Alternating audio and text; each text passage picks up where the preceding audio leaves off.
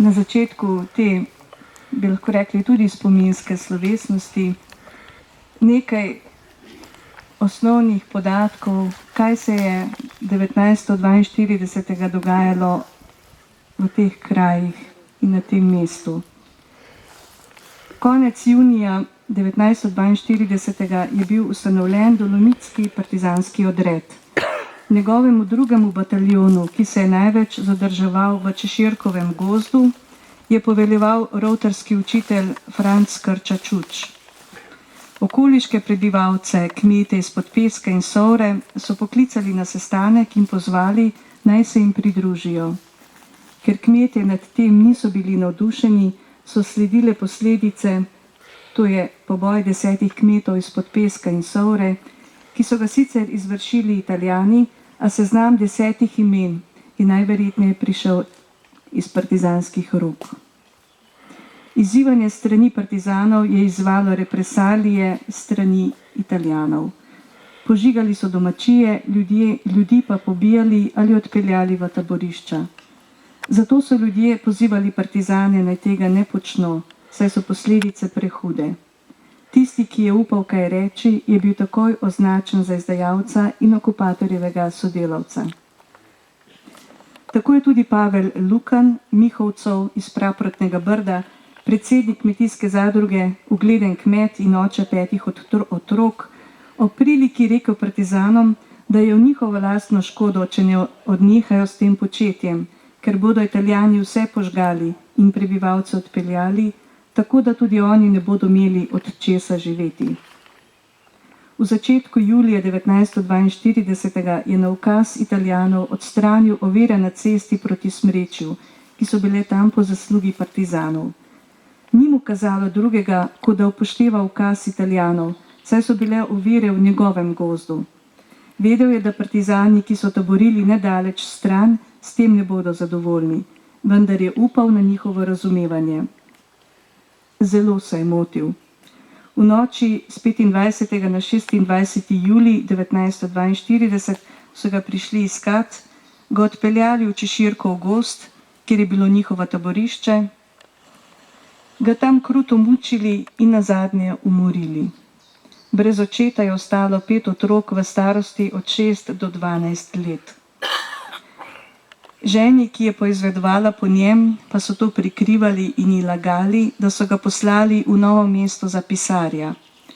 Pavel je menda zelo lepo pisal. Tisto noč in še naslednji dan, bila je nedelja in god svete Ane, so oni iz Češirkovega gozda hodili po okoliških vaseh in kmetijah. Pobrali so več mož in fantov ter jih privedli v taborišče. Anton Leskovec, smrekarjev iz Smrečja, jim je skušal pobegniti, pa je obležal smrtno zadet v sadovnjaku domače hiše. Nekaj mož in fantov so po zaslišanju izpustili, 6 pa so jih še isti dan pobili in zakopali v bližini taborišča. Poleg Pavleta Lukana, Mihovcovega, so bili pomorjeni še sledeči: Jakob in Jože Filipič, Lazarjeva iz Podlipe, Lovro Kogovšek, Celarjev iz Celari, Valentin Malovrh, Čukov iz Smrečja, Franc Bogataj, Slabetov iz Podlipe in Peter Šinkovec, Petrčkov iz Zaplane. Za njihov grob se je izvedelo šele konec oktobra, po 3 mesecih, ko je eden od domačinov pobegnil od partizanov in povedal, kje so pokopani. Na vernih duš dan, se pravi 2. novembra, so te žrtve odkopali in prepeljali na farno pokopališče v Rovtah, kjer so jih pokopali v blagoslovljeno zemljo. Tam počivajo še danes. In od takrat so ti 2 fotografiji, ki prikazujeta ženo in otroke in seveda še tisti, ki so pomagali odkopavati, spravi te posmrtne ostanke z tega mesta, ki so jih potem prepeljali na rovtorsko pokopališče. Ti ljudje so bili mučeni in kruto umorjeni strani boljševiških morilcev v času, ko tu še ni bilo vaških straž. Bila je formirana samo v Šentjoštu in je tudi že uspešno prestala partizanski napad en dan prej, to je v noči 24. na 25. julij. Ti ljudje so bili nedolžni. Njihov edini greh je bil, da niso odobravali partizanskega ravnanja in niso soglašali z njihovo ideologijo. Zaradi tega so jih po hitrem postopku na smrt obsodili kar domači terenci ter jih po krutem mučenju umorili. Prav bi bilo, da bi bili ti zločini nad nedolžnimi ljudmi pravično sojeni, saj ti zločini po mednarodnem pravu ne zastarajo. Zelo primerno pa bi tudi bilo, da bi na njihovem skupnem grobu na Rovtarskem pokopališču postavili obeležje z njihovimi imeni in kratko informacijo, kaj se je z njimi zgodilo. Le tako njihova žrtev ne bo pozabljena in le tako bodo ostali v našem skupnem spominu. Zdaj pa prisluhnimo nekaj mislim gospe Marije Brenčič, rojakinje iz Podlipe, pesnice in pisateljice, ki je bolečino druge svetovne vojne izkusila na lastni koži. V povojnih pobojih je namreč izgubila brata. Njeno pesem in nekaj njenih misli bo prebral nečak bratov Filipič, se pravi pomorjenih iz Podlipe Lazarjevih, gospod Peter Filipič iz Podlipe. Pesmi je naslov Poslednji dan.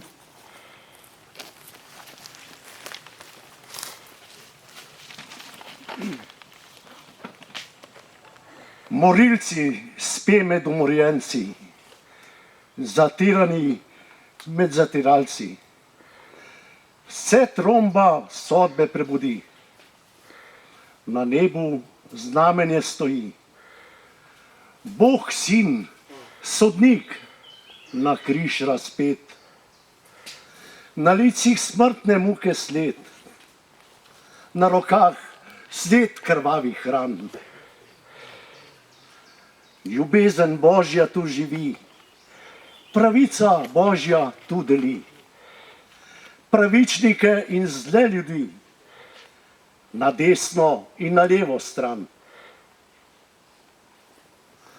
Pred sodnim stolom milosti stojim, ne z mano Bog, jaz z Bogom govorim. Na svetu tem prestala sem krivic, da mi ni na onem ni več treba vic. Nosila v srcu toliko gorja, da strašnejšega treba ni pekla. Samo ljubezni, te na svetu ni. Objemi me, če si ljubezen ti.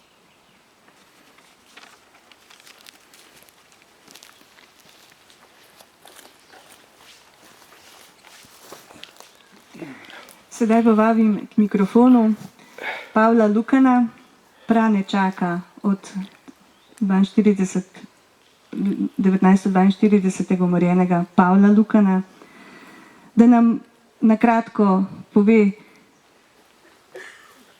zakaj se je odločil, da pred leti na tem mestu postavi križ, kdo ga je k temu spodbudil in zakaj že 10. leto zapovrstjo organizira tudi Pavlov pohod v spomin na umorjenega njegovega prastrica. Izvoli, Pavel.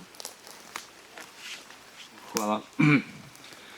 Ja, bom res nekaj povedal, čeprav nisem kakšen govornik, pa tudi nisem, ne vem, koliko se je pripravil, ampak začel bom tako, ne.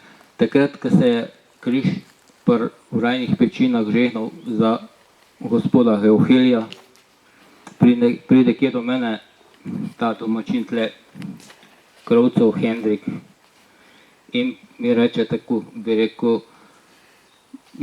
kako da je Mihovcu neč napostavijo, jaz pa dobro vem, ki so ga ubili.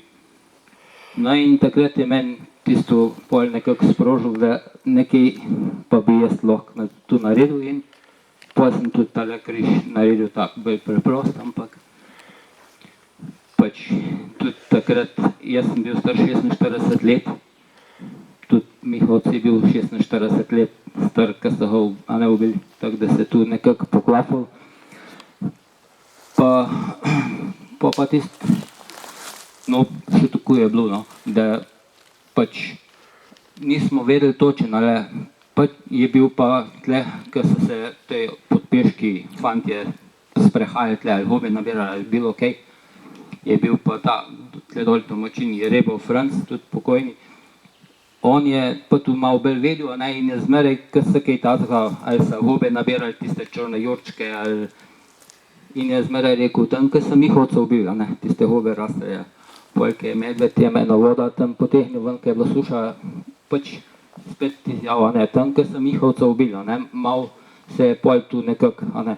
Čeprav takrat, ko smo pol prišli pogledat les, ko je bil še Pavle živ, a ne, bi rekel sin, smo kar težko malo določili, ne, tlele je bilo zasajenega 6 hektarov, a ne, in tu se je to spremenilo, a ne.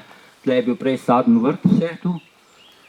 Bolj je pa zmeraj reči, pod sadnim vrtom so bili zakopani, ne, tle pač in no, pol smo takrat se zmenili, da bomo tle mičkam višjega dali, a ne, ker so zakopani, so bolj verjetno malo dol nižji, a ne, pač da je bolj dostopen, a ne, tako da pa še čez nekaj let, pa spet smo začeli pa malo še s pohodom, a ne, to je, da se malo nekako tu bolj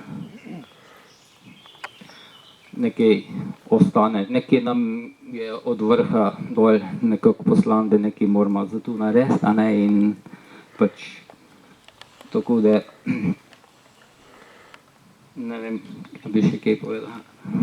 Pač. Pred kolikimi leti je bil križ pa? A ja, križ je podelil že 18 let je tle, ja. Tako da je še kar dolg. Pač takrat smo mislili, verjetno ne bo dolg ostal, ne, ker je v takem kraju, ne, in bo je kaj ali ga podarili. Tudi je bila že poletca, takrat tista huda poletca, ne, vmes, ki so bukve padle, kje sem, ampak lih na križ pa ni nobena padla, ne. Precej je bil takrat podrt, sem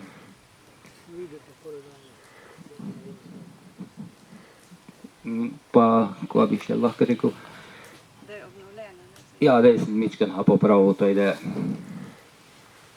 Ja, res, vsem se bom res zahvalil, ker taka, bi rekel, kar množica za tale gost Češirkov, a ne, po teh dogodkih, kar so bili, sem res presenečen in vidim, da en sort trud je, pri tem je poplačan, a ne, s tem. Tako da vsem res stukaj bohlonaj, pa bom rekel, in s Pavletom in vsem tem žrtvam se enkrat srečamo na zvezdami, ali kako, a ne, pač tako najlepših hvala.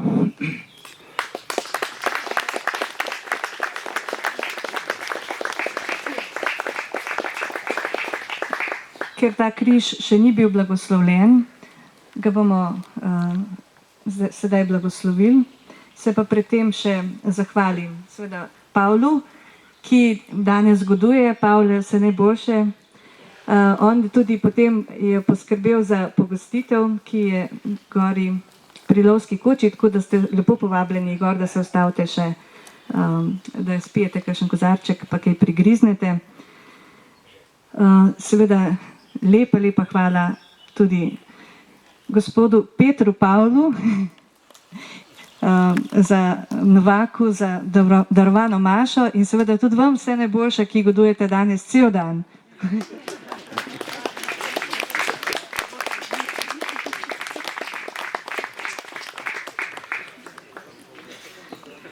Potem pa še seveda svojcem, ki ste prišli, Mihovcovim, ki so nas pogostili že na poti z Rovcem, tiste, ki smo se udeležili pohoda. Pri tem smo položili šopek cvetja in prižgali svečo na grobu v Rovtah, tem pomorjenim. Hvala vsem, posebej tistim, ki ste oddaleč prišli. Danes smo z nami je šel tudi gospod Franci Donko, ki je prišel z avstrijske meje. Tako da zelo dobrodošel in hvala, ker ste si vzeli toliko časa in šli z nami celo pot.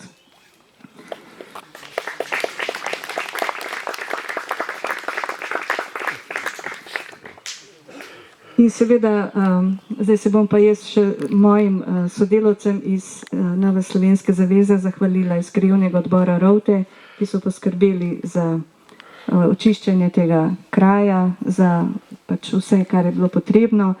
Tako da hvala vam vsem in seveda res vsem tistim, ki ste prišli, da ste bili prisostvovali tej lepi slovesnosti. Zdaj pa prosim gospoda Pavla, če lahko še blagoslovi križ.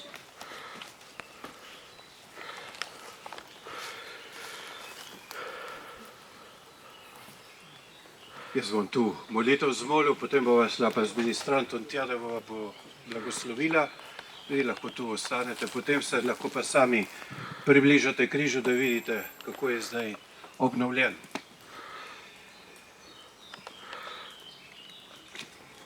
Nebeški Oče, smrtjo in stajenjem Tvojega Sina, našega Gospoda Jezusa Kristusa, si razveselil človeštvo. Potrebna pa je bila tragična smrt na križu. V tem znamenju najdemo tudi svoje odrešenje. Trpljenje, ki ga prinaša zemlja, trpljenje, ki ga prinaša življenje, je prav gotovo odraz tega, kar skušamo tudi v veri živeti. Prosimo te, naj bo to znamenje, ki ga bomo sedaj blagoslovili, okrepil našo močno vero, da bi tudi v velikem zaupanju gledali v prihodnost in da bi predvsem z vso ljubeznijo ljubili vsakega človeka. Po Kristusu, našem Gospodu. Amen.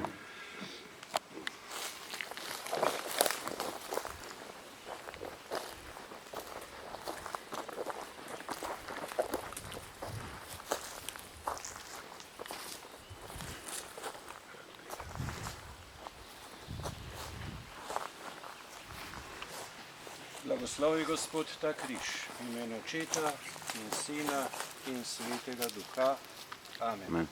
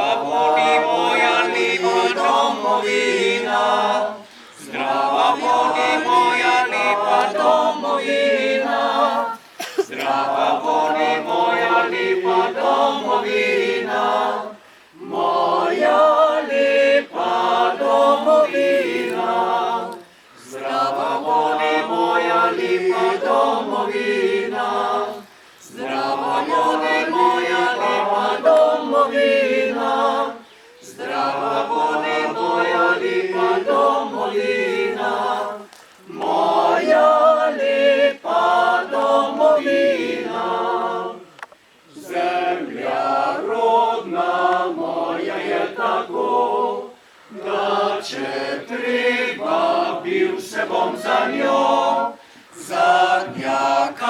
kaplja mojega srca, to je moja domovina.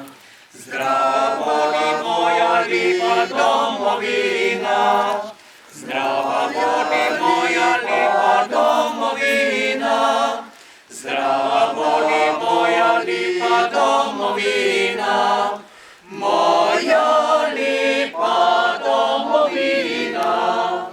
Zdrava vodi moja lepa domovina, zdrava